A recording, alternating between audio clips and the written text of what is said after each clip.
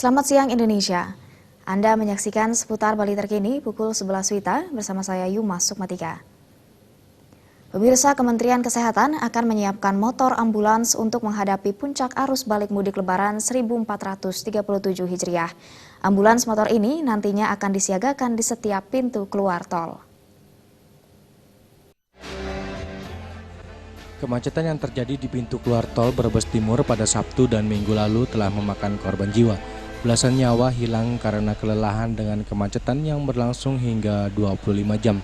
Beragam upaya penguraian kemacetan dilakukan kementerian terkait dalam rangka mengantisipasi kemacetan.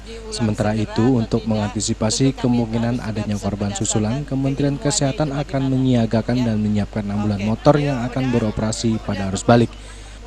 Ambulan motor ini nantinya akan disiagakan di setiap pintu keluar tol.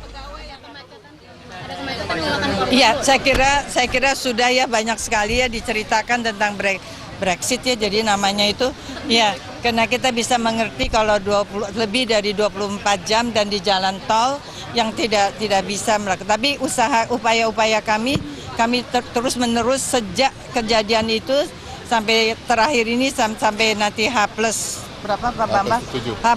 kita akan tetap memantau dan kita mencoba menguraikannya, misalnya menolong dengan motor-motor, ambulans motor, karena tidak mungkin ambulans mobil untuk masuk. Tapi barangkali ini satu tentunya kita harus secara lintas kementerian ya, jadi tidak bisa hanya Kementerian Kesehatan. Sementara menurut Menteri Kesehatan, ambulan motor ini akan disiagakan untuk memberikan pertolongan kepada para pemudik yang terjebak macet dan mengalami kelelahan usai perjalanan mudik.